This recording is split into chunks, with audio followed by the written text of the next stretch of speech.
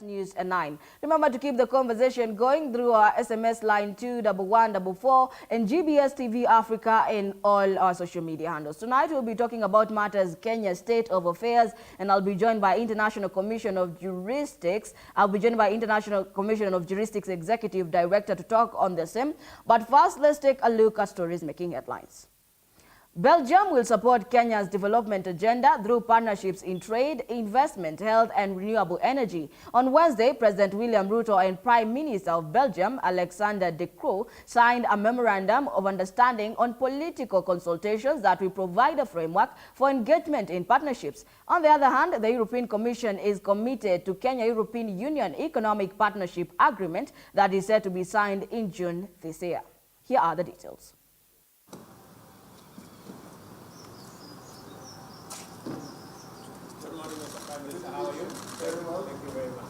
Belgium will support Kenya's development agenda through partnerships in trade, investment, health and renewable energy. It will also back peace and security plans in the region and climate adaptation. President William Ruto and Prime Minister of Belgium, Alexander De Croo, signed a memorandum of understanding on political consultations that will provide a framework for engagement in partnerships.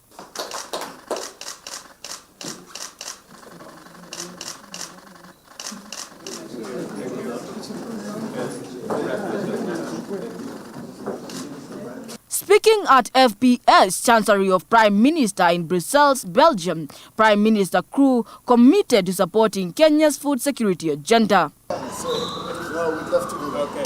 Mr. President, thank you. Enjoy your time here and please reach out to On health, Kenya will work with Belgium biotechnology companies to establish insulin vaccine and cancer drug manufacturing companies in the country. The two leaders agreed to work together to advance the growth of renewable energy sector in Kenya and promote carbon credit management. Other areas of partnership discussed include port management, the digital economy, and Kenya's position on the Ukraine war. On the other hand, the European Commission is committed to Kenya-European Union Economic Partnership Agreement that is set to be signed in June this year. During a meeting on Wednesday in Brussels, Belgium, President William Samoei Ruto and the Executive Vice President of the European Commission, Valdis Dombrovskis, agreed to review the agreement. Mr. Dombrovskis said the Commission is willing to support Kenya in its effort to access the European Union market. He praised Kenya's global leadership in transitioning into a green economy.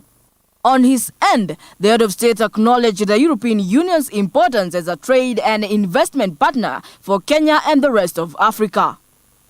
Butis Njeri, GBS News.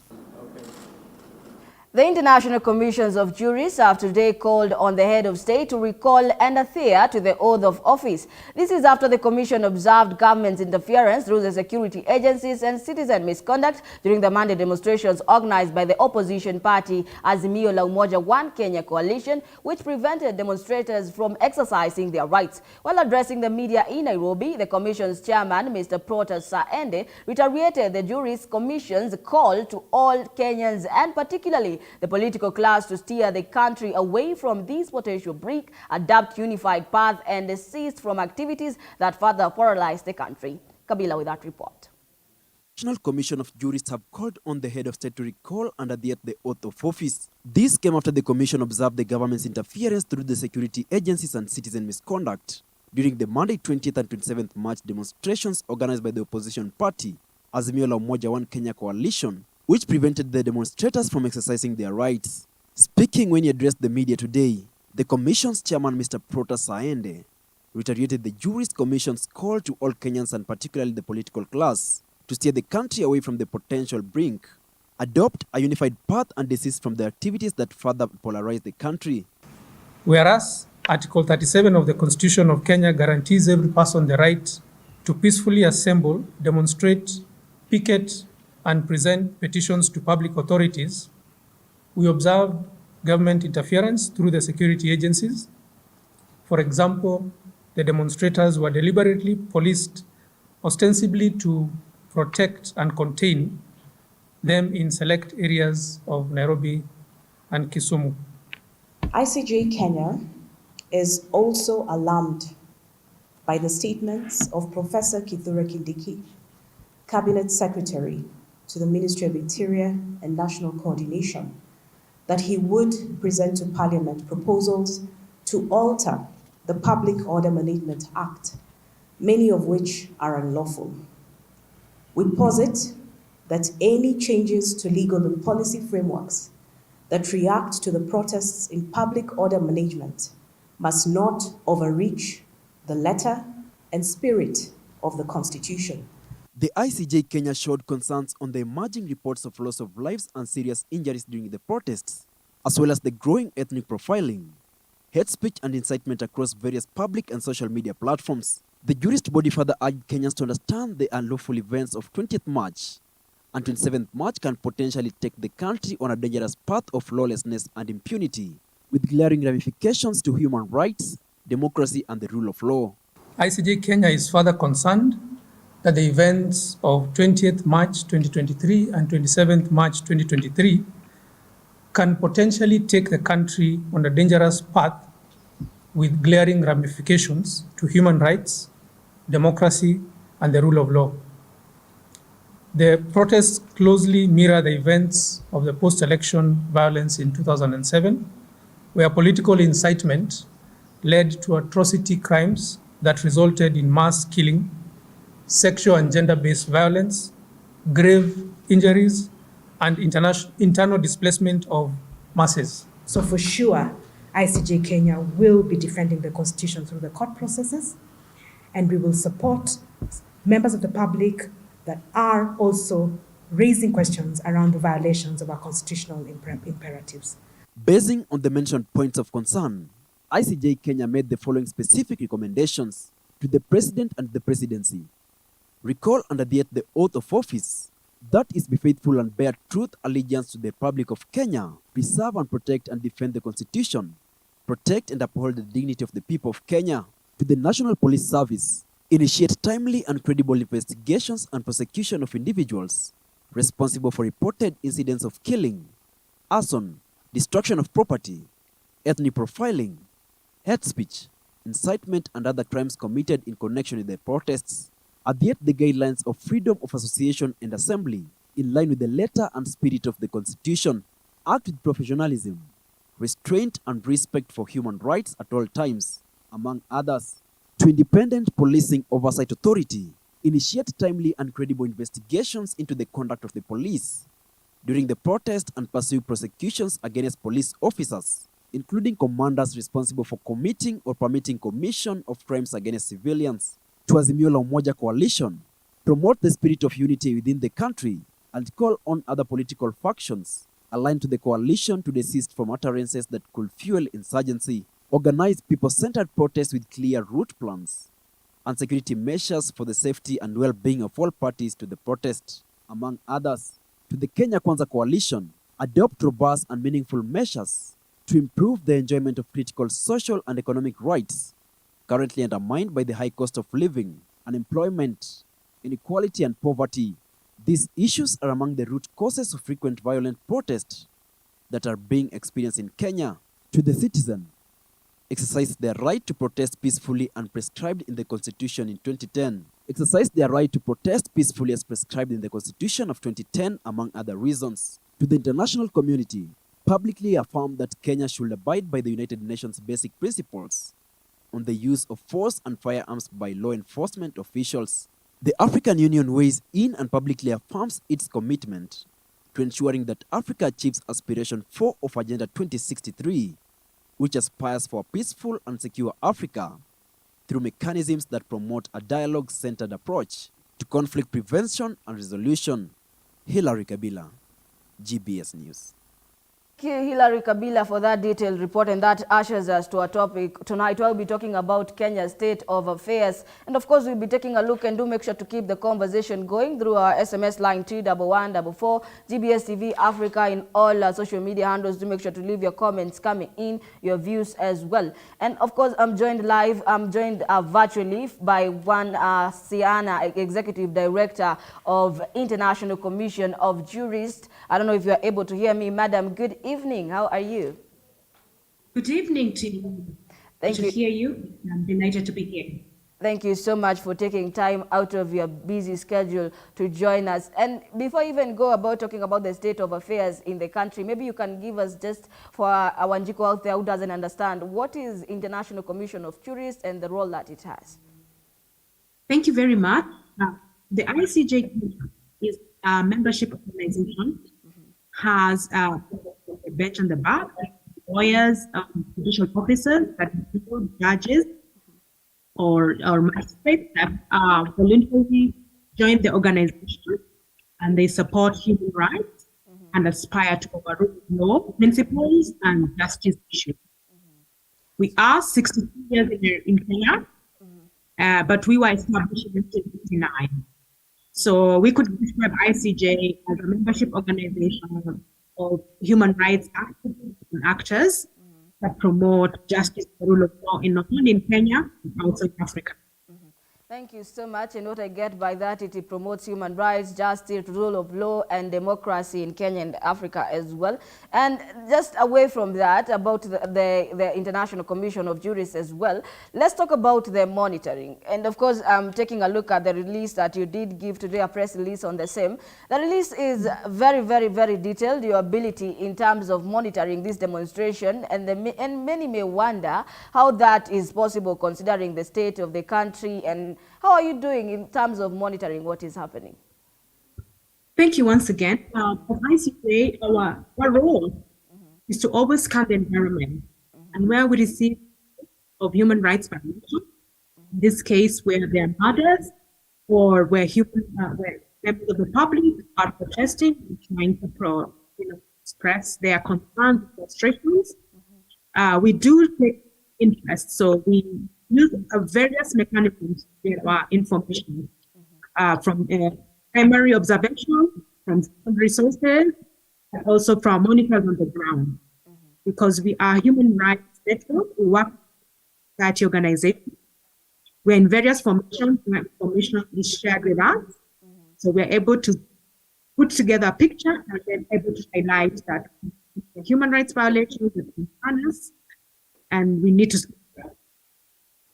Thank you, thank you. I've heard from the expert, and now you know where the information is coming from. Now, to kickstart tonight's conversation on Kenya's state of affairs, I will pose you a question that you did pose on your press release. Is Kenya going down a slippery slope? Looking at what is happening, the loss of lives in the demonstration, the destruction of property, and the issue that did happen in Ruiru as well, what is Kenya going down a slippery slope?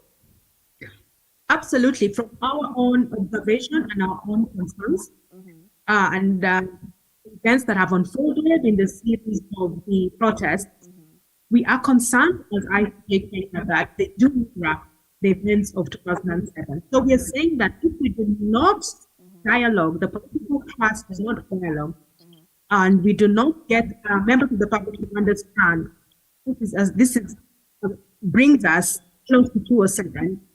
So we are raising the alarm and saying that we must be concerned as citizens, we must be concerned as human rights activists, also for the political class to understand that. You did say you observed the government interference through security agencies and citizen misconduct, and demonstrators were preventing from exercising their rights. How did we get here that even there's a lot of security agencies that are being interfered with from doing what they ought to be doing? What can we attribute to the situation that we are in right now? For ICJ, can attribute this to a failure to adhere to the rule of law and our constitutional provisions. Under the Constitution, we have the Bill of Rights, and you've correctly stated that as a citizen, we have a right to freedom of expression, freedom of assembly, to protest. But also, on the other hand, we also have the security agencies that are officially obligated to provide security for the citizenry. So when either side of the divide, whether it's the citizens or the security overreach, then they do violate the Constitution. So that is our observation, and we're reminding everyone, not just the citizens, but the security agents, that when they are policing and protecting the citizens, they cannot overreach in such a way that they contain a specific group of people simply because they are perceived to either be likely to escalate the violence or, profile them from where they live. So we are concerned and say Kenyans should be free to air their views and air their frustration. However, as citizens do this, they are also should be aware they also have a duty and obligation not to go out, destroy property or, harass the security agencies, or try to also, so the duty lies on both. The duty bearer, as we described in legal terms, and the duty bearer being the security agency. And now, yesterday, the IG Koome, he said he was concerned over the violence and assured nonetheless that the country is safe. Now, with that, let's just take a look at the National Police Service and the way it's doing. Are they acting in accordance to the independence they ought to be in terms of protecting and safeguarding the lives of Kenyans and property? In our view, and if we go through if we observe the events of the last 2 days, we find that they, in some instances, overreached their mandate, because then firing tear gas or peaceful demonstrators or trying to contain them in specific areas simply because they are perceived to likely to destroy property or they escalate the violence. In our view, as and jurists, they are overreaching and potentially violating the constitutional rights. So we're saying the security should reflect, in according with their standard operating procedures, be consciously aware that the process of securing the protesters, of protecting their rights, they cannot use excessive violence, because that is provided in international law and also regional provisions that not only, and Kenya is a state party to a lot of international treaties and human rights protocols. Thank you very much for that detail as well. Now, I would like to bring to table, if you have seen what the president has been talking about, even as he was in Belgium, he did talk about the independence of the National Police Service. How is that working out from where we sit? Are we at a point to say that the police service are independent and acting on their own? I don't think we can conclude that from the human rights defenders going by the events. The perception from members of the public, including the human rights actors, is that the police is not acting independently and they're acting in command. There's something called command responsibility. So if the command continue to overreach the rights of the citizens, then we are saying they are not independent, because they should exercise their mandate or their duty by looking at the country situation, which they provided, they have provided under the standing operating procedures. So any overreach in our view, we find that that they are not acting independently, because when some of the murders could be attributed to security forces, and also just from the actions and events, really harassing, for example, journalists. They are recording the protests and also firing tear gas or water cannons to peaceful demonstrators, and we're saying they are not acting independently. Yes. And now, away from that, the NCC as well, and the ICJU as well, and the church, the mosque leaders have called upon the leaders of this country to come to a dialogue. This is an issue that many stakeholders have talked about. But now, the concern is, will these statements and these calls be considered going forward? From where you see, do you see any reaction from the government? Thank you very much. In our view, yes, they will, because history has been on our side. Previously in Kenya, we've been able to resolve our political differences through mediation and dialogue. If we take you back to 2007, how Kenya was able to move from the brink was that there was a mediation process. So there is wisdom in what the religious bodies are saying, what the human rights actors are saying, that the political class must dialogue. The true spirit of the African people, so that we are able to come to an understanding. Both sides must listen and hear each other out, because everyone needs to have taken a position, but we must have a mediator so that country can move forward. We've been here before, and we believe this has been a tried and tested formula. And so, yes, we are convinced that only dialogue and mediation will move this country forward. And now, in your release today, you have mentioned 7 patent issues that leadership of Kenya should ensure the country's existence is upheld. And of course, because you are aware of them, I'll just go through one of them to the president and the presidency, whom you have asked to recall his oath to protect and uphold the dignity of the people, to the National Police, and of course to the Kenya Kwanza Coalition and many others. Now, we both know that Kenya is a third world country where leaders, quote unquote, are above the law. The constitution does not mostly favor the weak, but in your recommendation, you are so perfect that only a strong democracy can implement. Advise us, how can this be approached in a faithful way by the presidency and the political coalitions and the citizens? Thank you very much. It goes down to really respecting the rule of law. The way we categorize the problem is that it seems that the rule of law is divorced from the people or divorced from the government. Yet, the Constitution of Kenya is what brings us together. We all got together and say, these are the values, this is what we want to see as Kenyans, and this is what is going to unify us. We have Article 10 that gives us the values of the country and the Bill of Rights. The presidency and all the citizens, all on the promulgation of this constitution, ratified and adhered to this. So as long as this is not being respected, then for sure, the perception would be the law does not fail. Obviously, those who in power bear higher responsibility. And then they must exercise it because they also provided in the constitution. It demarcates the roles and responsibilities, including the president. When he took on the oath of office, he swore that he would defend the constitution. We must see him act. We must see him actually defend the constitution. Back to the constitution. What does the constitution say? What does the people of Kenya say? That for us, as the unit, is the heart and soul of the matter. Now, you did speak about the situation that is happening, of course, with the continuous loss of life, that it may lead to an ethnic profiling, something the NICC had already spoke about. Now, Madam, are we looking at a ticking time bomb? And is the government aware of the crisis that these demos have brought in the country? Thank you very much. Yes, we are looking at a time if these matters are not resolved, there's no dialogue. Is the government aware? Absolutely. They are fully aware. The failure to act is what is concerning the unit because they have the capacity, the power, and the authority again from the Constitution. Back to respect the rule of law and what some of the public officers are demarcating the Constitution are required to comply. They very much we believe they are aware. They just need to act and implement the law.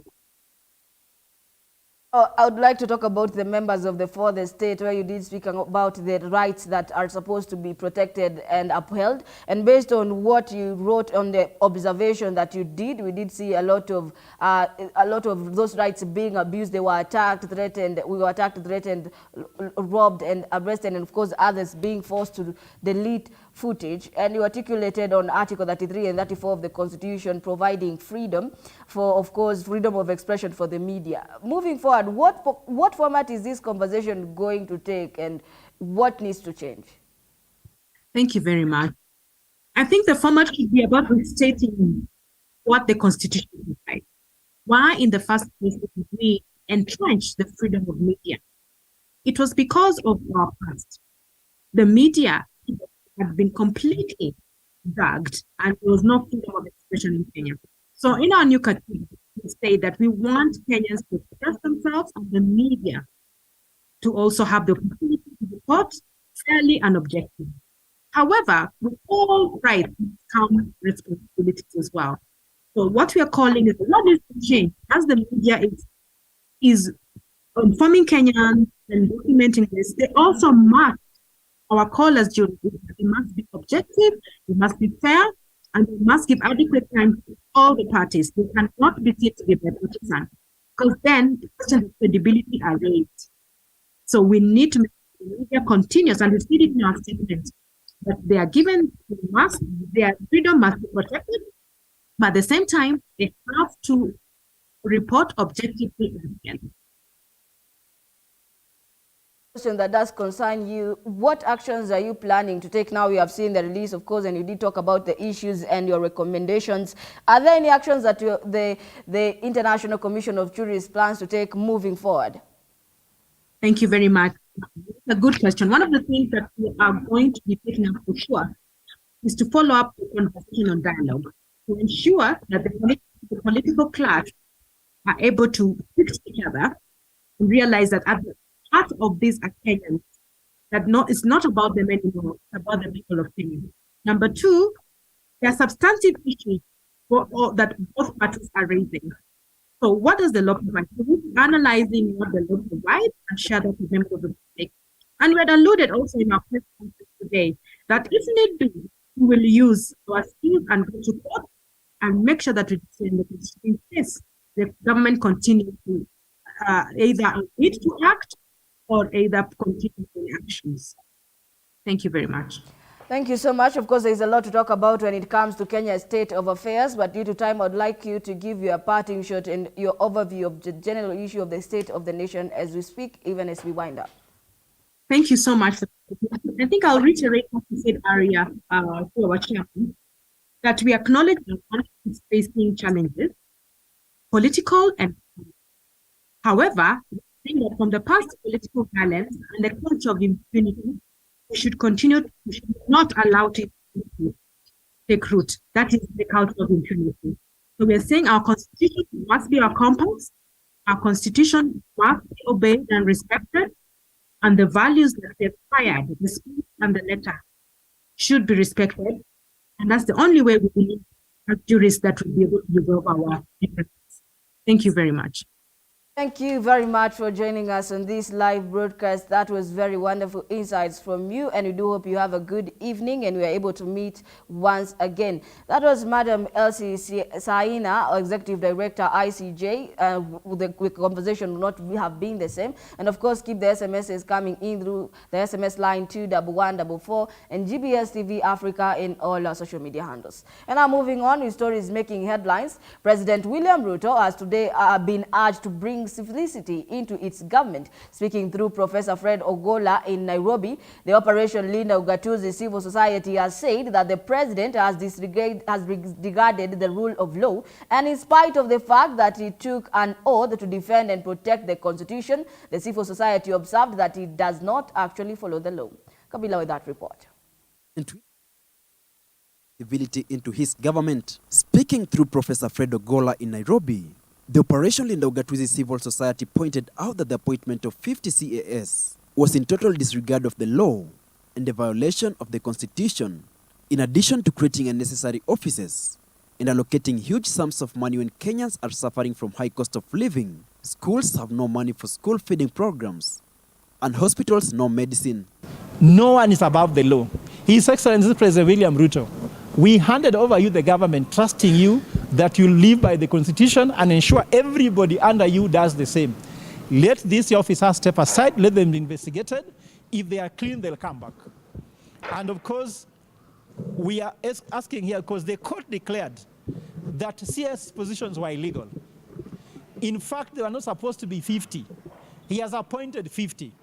This is illegal. This is in contempt of the court. How do we expect Kenyans to obey laws and the constitution? So we are requesting the government to stop it. But the most painful thing is that 50 CSS being sworn into office and earning salaries, Kenyans will spend 50 billion every year to keep them in office. They have been given luxurious vehicles, allowances, yet you're being told there's no money for UNGA subsidies. There's no money for fuel subsidies. There's no money for education. The government has said they are so broke. They have not been disbursed money to counties. They are saying they have no money. The civil society further condemned the looting and destruction of citizens' property, while citing examples such as burning of mosque and church in Kibera slums, the destruction of Northlands and Spectra farms, believed to be owned by the Kenyatta family and opposition leader Raila Odinga respectively. On Monday, Kenyans went for Mandamano, but what happened is that the police did two things. There's what you call a sin of omission and sin of commission. Sin of omission was that the police were supposed to provide protection of property and lives to Kenyans on that day. And in some places, they deliberately omitted to do it.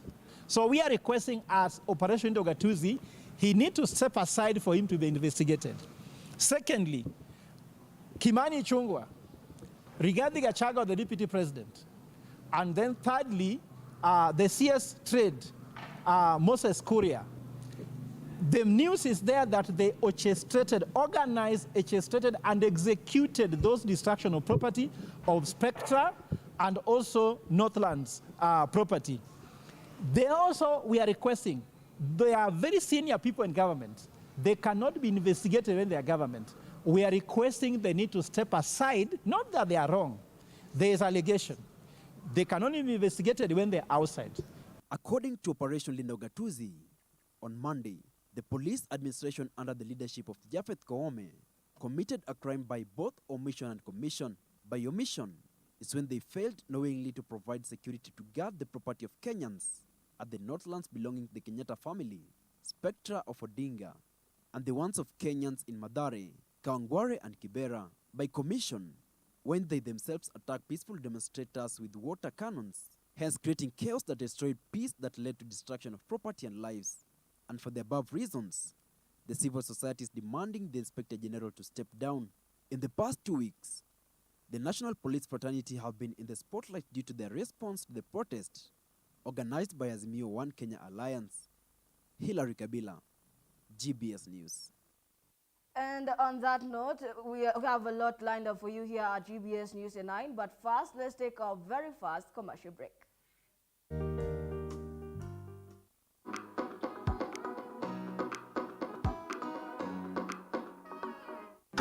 Welcome to Talking, a program where we share stories of people who are changing the world. Where are the jobs? Where do I get the next money from? And what it brings out is that it can be done.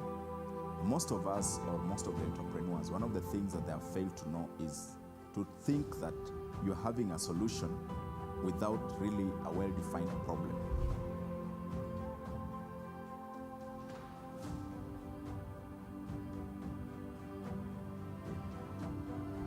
If there is a dream in you, go for it. Don't stop. When the opportunity comes your way, do it excellently. Behind every successful person, there is a mindset that propels them to live that successful life. And at Talking, we want to bring those people closer to you so that you can be able to listen to their stories of perseverance, their stories of overcoming limitations and also challenges, with the keywords of happiness and also challenge.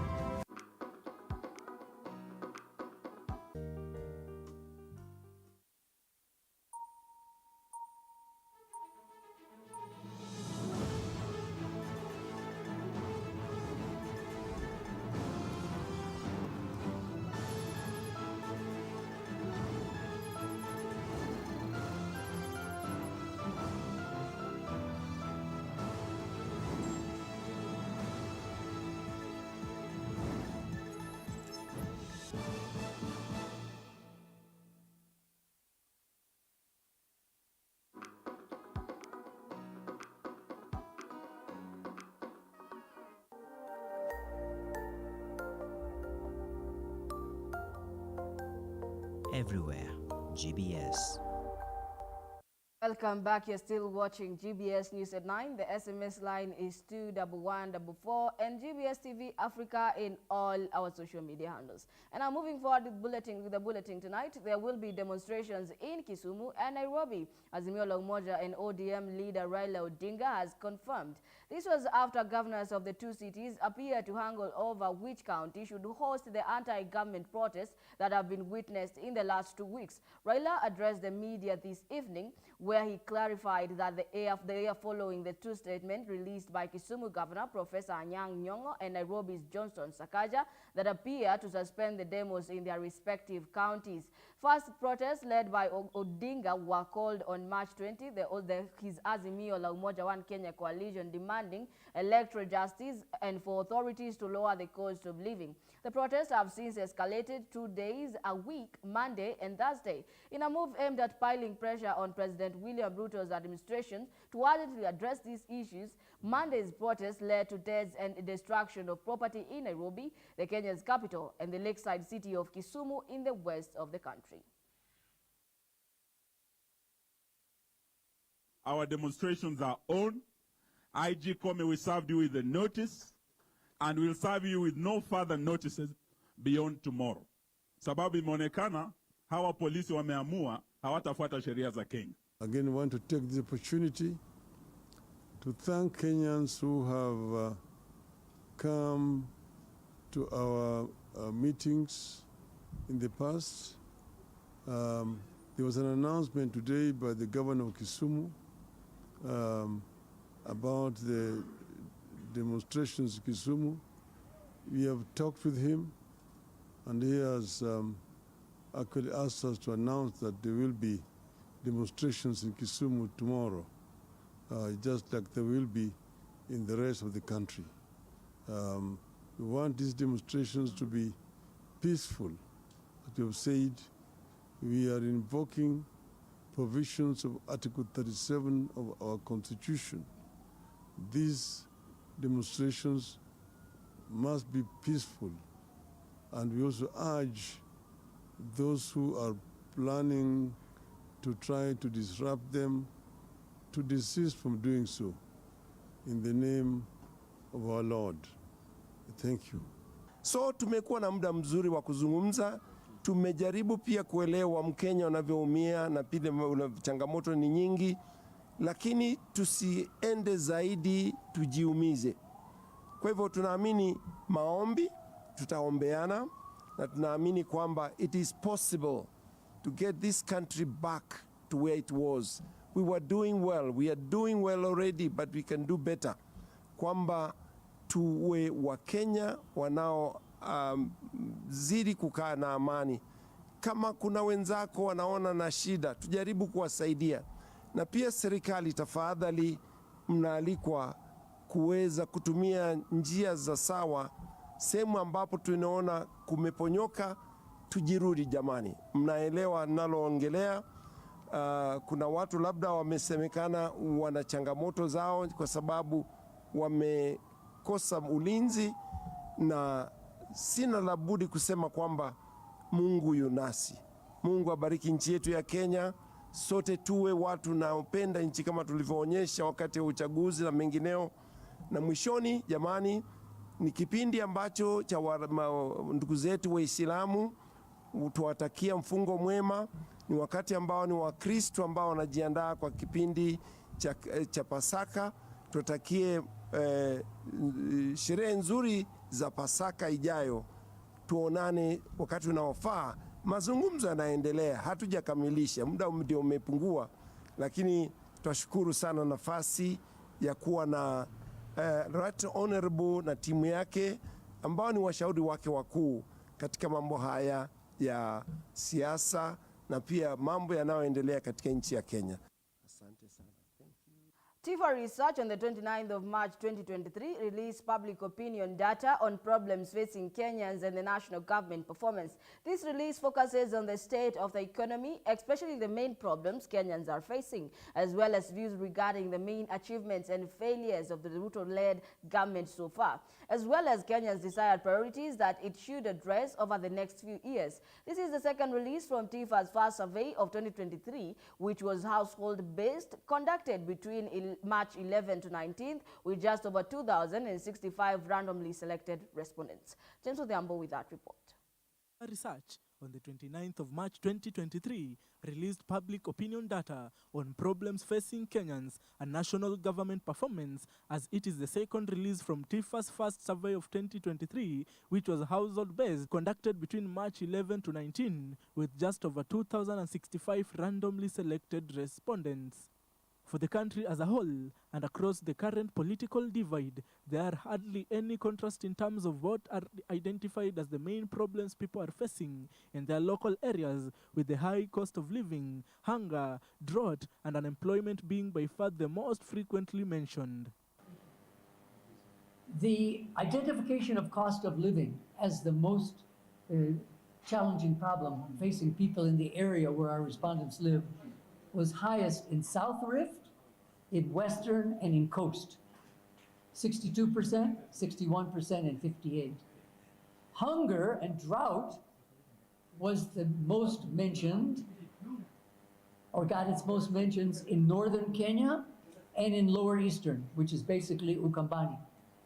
And when you look at the 9 zones that TIFA has used, you can see the reality of our data reflecting just what we've been told by government and also relief agencies. Now, some of you might ask, if the government or the Red Cross gives out results for each of the 47 counties, why don't we in TIFA do that also? And the simple reason is, with a sample of only 2,065, if we divided those people up into the 47 counties, most of the counties that have low populations would have so few respondents, the statistical margins of error would be too high. And therefore the results would not be comparable. According to the TIFA research, the launch of the Hustlers Fund received far more mentions by Kenyans as an early success of the President Ruto's government than any other policy which applied to both Kenya Kwanza and Azimio supporters. Increasing economic hardship, however, is at the top of most Kenyans' minds in terms of its perceived failures. In terms of the total, the achievement that most people could identify was the launch of the Hustler Fund at 29%. Again, this was a single response question. It doesn't mean that 29% of our respondents think the launch of the Hustler Fund was a good thing. It means when they were given the chance to give just one answer, and you see the question at the bottom of the screen, what do you think is the main failure? Again, a single response question. Overwhelmingly, it's economic hardship. Again, in a single mention, 37% of all our respondents. Slightly more supporters of Azimio mentioned this than supporters of Kenya Kwanza, 41 versus 35, but that's only a 6% difference. With regards to the findings in the second release of TIFA, it has been increasingly clear to most Kenyans that making quick, tangible improvements to the dire economic situation inherited from the previous regime has not been as forthcoming as many had thought, or at least hoped. While the country has largely emerged from the social and economic constraints imposed to mitigate the impact of COVID-19, which was clearly handled more effectively in Kenya than in many other countries. James Odhiambo, GBS News. The Kenya Kwanza administration has not yet lived up to its billing in the fight against corruption. This is according to Operation Linda Ugatuzi Civil Society. In the recent times, the cost of living has been in the rise without a clear trace of the taxpayers' money. According to Professor Fred Ogolla, who addressed the media today at Milimani Law Courts in Nairobi, the money has been going into corruption and misplaced priorities, whereby the government has been wiring at least 1.8 billion Kenyan shillings to Child Welfare Society Kenya from the exchequer, yet the money has not been reaching the intended beneficiary. According to Professor Ogolla, the government wires money to the Child Welfare Society of Kenya, headed by the CEO Irene Mureithi. The CEO then wires the money to the accounts of service providers. She would then withdraw that money and give it to those in the government who then collaterally became the beneficiaries. So, I want to tell Kenyans that you are suffering not because there is no money. This government is collecting 9 billion daily. When Maandamano took place and they said Nairobi only did not collect 4 billion, if you look at what government collects in taxes, I can tell you we are collecting around 9 billion per day. By the way, Operation Ugatuzi has already looked at 57 files of corruption, and we shall be releasing them one by one. So the first file we are releasing today is a high voltage file. It is for Child Welfare Society of Kenya. Child Welfare Society on Kenya looks like a government entity that has been receiving money from government coffers since 2011, meaning that it was created during Moi regime. Kibaki inherited that regime. They have been receiving funding every year. Uhuru inherited that regime. They have been receiving that funding every year. Now the new government, we have seen they have requested for a budget. So the budget is being ready in June. They are also in that budget. They are going to receive over 1.8 billion shillings, yet they are doing nothing with it. But where the money goes, the signatory is one person called Irene Muridhi. This same Irene is the signatory of Child Welfare Society of Kenya, but the money goes to account where she's the signatory. She withdraws that money and gives to her people that he eats within government. Mine is just to emphasize about the misappropriation and embezzlement of funds within the organization. The interest of the organization has never been to support the children.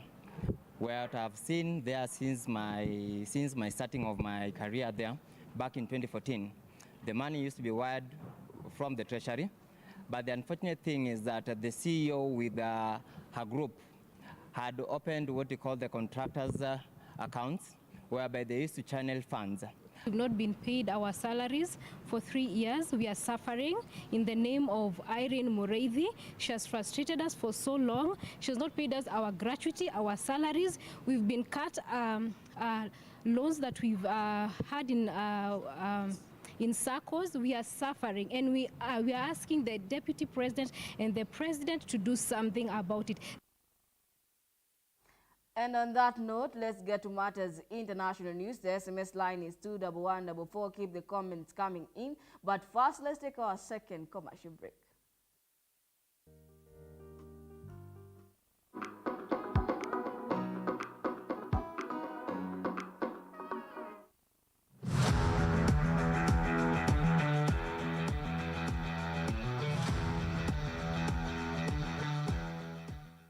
Nakukaribisha tena katika makao makuu yako katika ulimwengu wa michezo. Yoga is not a sport. Yoga is actually a way of life. Ukiona FIFA inaingilia kati, it means that the FIFA rules have been violated. From day one akiingia kwa akademi yako, unamwambia masomo na talent lazima ziende. The moment nasikia masomo imeenda hivi chini, hata time out. Hata hiyo time out kwa football na kando. Yeah, wanawake ni wengi actually mpaka saa hizi. Tumekaa ni kama tumekuwa wanawake wamekuwa wengi kuliko wanaume. Kuna wale ambao ni artistic. Yes, wanapenda mambo ya kuigiza. I'm coded to look for solutions. You limit yourself, not the sport doesn't limit you. We say a dedicated women-only show that focuses only on women.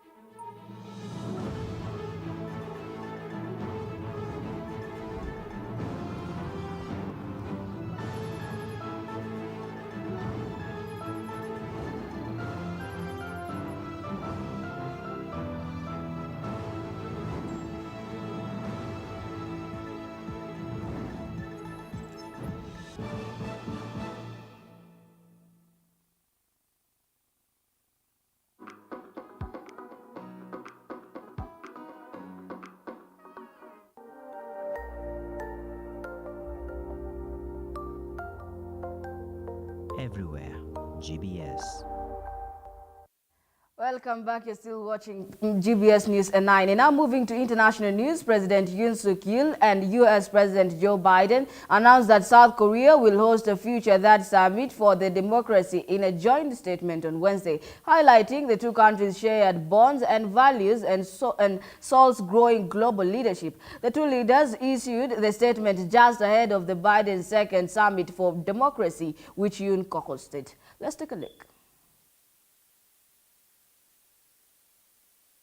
Korea share deep bonds rooted in their common democratic value and respect for human rights, and they are committed to further strengthening of their robust political, economic, security, and people-to-people ties. The two leaders further noted that Korea's democratic institutions are a beacon of strength into the Indo-Pacific and demonstrate to the world that democracy fosters the conditions needed to calculate continued security and prosperity. They also recognize that in recent years, Korea has emerged as a global leader at large because of the enduring commitment of its people to increasing governmental transparency, ensuring effective checks and balances, and developing laws that are responsive to public needs. The Biden administration has worked to unite democracies aligned with the United States in contrast to the global trend towards the authoritarianism of autocracies like Russia and China. The two-day Summit for Democracy, which runs through Thursday, brought together some 120 global leaders invited by Biden over a virtual conference. Korea was among the 5 co-hosting countries alongside Costa Rica, the Netherlands, Zambia, and the United States.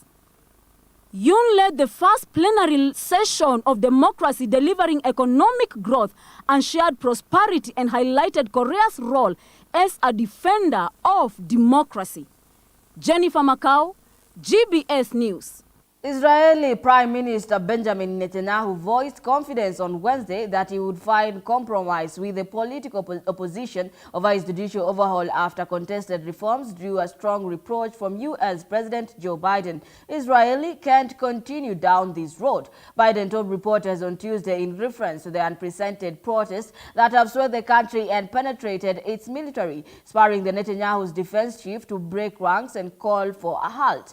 The conservative Israel leader did press the pause button on Monday to allow the negotiation with opposition parties. Addressing the U.S.-led Summit for Democracy, he said he stated the reason for the reforms balancing the branches of Israel government could be reconciled with civil liberties. The negotiations, he said, will try to achieve a broad national consensus to achieve both goals. And he believes this is possible, and they are now engaged in exactly this conversation. Lina Linjok with that report. Opposition parties spanning the political spectrum have accused Netanyahu, who is on a trial on corruption charges, of seeking to curb judicial independence. He denies any wrongdoing. What happened during the last 24 hours is madness. They've lost their sense and they've lost their way. It's proof that this government has lost all control and is dangerous for the state of Israel. It endangers Israel's security.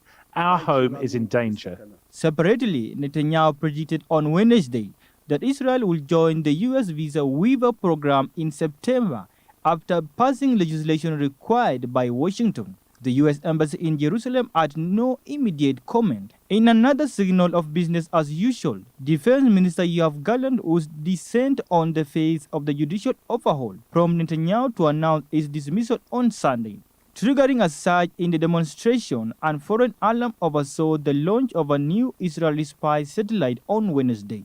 Gallant then posted a picture of himself hosting the foreign minister of Azerbaijan, a major defense partner of Israel. Aide said that Gallant never got a formal dismissal letter from Netanyahu. We are facing not an enemy, but brothers. And I say we cannot have a civil war. This is a crisis that endangers our basic unity. This crisis requires that we all act responsibly.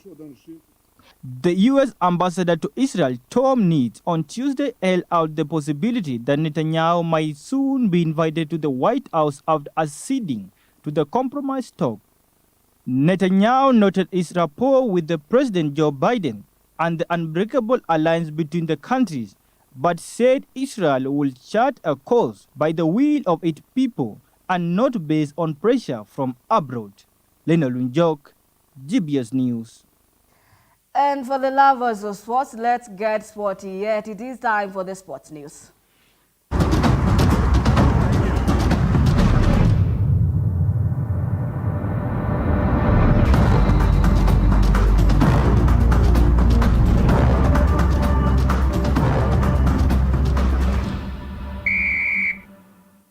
Kariobangi Sharks came from behind to secure a 2-2 draw with the 17th place Wazito today at Kasarani Annex as Gor Mahia new signing Patrick Kadu scored a hat-trick on his first debut as Gor Mahia crushed Vihiga 5-0 at Moi Sports Kasarani. Gor Mahia still topped the league with 45 points while Vihiga at the bottom place on the relegation zone. Sharks stands on the 8th place while Wazito stand at the 17th place. McDonald with our details. FKF Premier League resumed after going for a break due to international matches actions. Earlier today, Kariobangi Sharks went on a 2-2 draw with Wazito FC at Kasarani Annex Stadium. The match began with Moses Shikanda of Kariobangi opening the scores on the 4th minute before Collins Odhiambo leveling the scores for Wazito on the 5th minute. The match was so tough for Wazito, but it was Wazito who doubled the scores on the 31st minute, courtesy of Dennis Owino. Sharks missed a couple of chances, with Wazito defenders struggling to control the pressure until Patrick Gunye leveled the scores on the stopping time.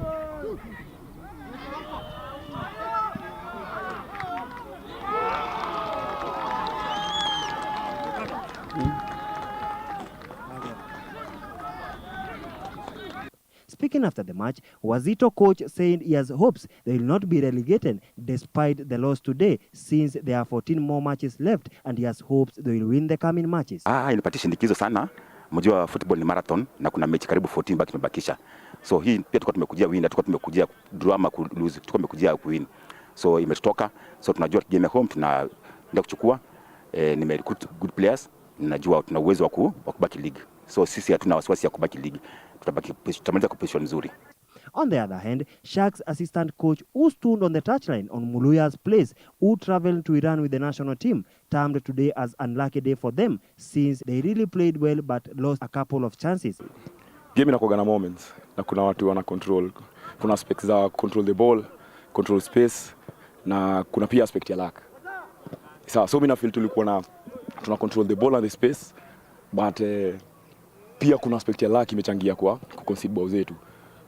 Ni kitu tulikuwa tuna anticipate, but after kuiona leave it late. But pia in the aspect ya sisi pia kupata chances na feel tumeget a lot, tukifa kubari tungetoka na kitu, but sita come disappointed na a draw na feel since tumefight back. Kariobangi Sharks stand at the 8th place with 30 points, while Wazito stand at the 17th place with 12 points.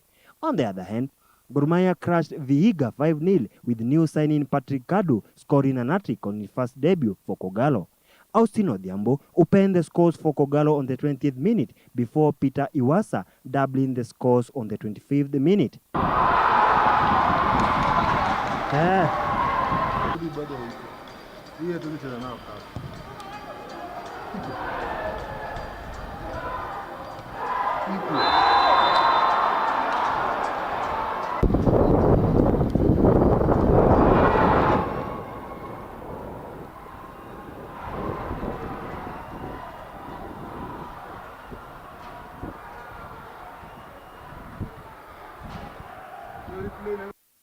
Vihiga really struggled to hold the attacks on the second half, giving new signing Patrick Kadu an ample time where he scored an hat-trick on the 52nd, 54th and 79th minute. Speaking after the match, Vihiga coach termed lack of fans as the main reason Vihiga is not doing good, since their players are struggling, thus they can't deliver on the pitch. He has still hopes his team will do better on the next match against Nzoia. Karibu watu wa 8 hivi, wale najua watanisaidia, hawajakuwa leo kwa sababu kadi zao ziko zimekuwa ready, but niko sure game ya Nzoia yetu watakuwa, na mimi najua kutakuwa na matokeo poa kwa hiyo game. Kivyangu nasema za coach na team na tunataka tubaki, lakini zikiendelea vile inaendelea hivi itakuwa noma. Itabidi tujaribu kuchangamka haraka visivyo, bila hivi kiendelea hivi itakuwa noma. Hii itakuwa ni kuteremka. But tuombi kwa hivyo, tunataka tubaki na I think kivyangu najua tutabaki ligi. Tukianza na game ya Nzoia, I think tutakuwa na good result. On the other hand, Gor Mahia's coach Jonathan McKinstry congratulated his side for the massive win. He termed his new signing as a striker whom he will use alongside Omala, and he has hopes they'll have a good duo on the pitch. 70% of the game, there was some really good stuff from us, some nice interplay. But look, we also know it's the first game of trying to integrate some new players, and integrating new players into what has been a very stable lineup for the last 20 games is never easy, because it doesn't matter how good a player is, the fact that he's new to the system and new to his teammates means it can sometimes take a little bit. So yeah, there's still some things to do better on, but I think, look, you can't complain in terms of young Caleb coming in goals today, keeping a clean sheet. Obviously Patrick Kadu scoring a hat-trick on his debut here in the KPL, and Shafiq Kajimu, who I thought just did exceptionally well in the midfield and integrated really well. But don't get me wrong, some of the guys, the delivery in, obviously Dennis Nganga put in some fantastic set pieces. Austin's had a great game, so it's not just about the new guys. Some of the guys who've been with us for the last year or two also put in a good performance today. So overall, it's another 3 points, and we're pleased. Reporting for GBS TV, I'm MacDonald. Thank you, MacDonald, for that detailed report. And that brings us to the end of our news segment tonight. A big thank you to everyone who made this a success. And thank you for joining this live broadcast. Keep the comments coming in and the conversation going on. And our SMS line is 21144, GBS TV Africa in all our social media handles. Of course, do remember here at GBS News 9, we make your news our business. My name is Beatrice Njeri. Our sign language interpreter is Maureen Chebet. Good night.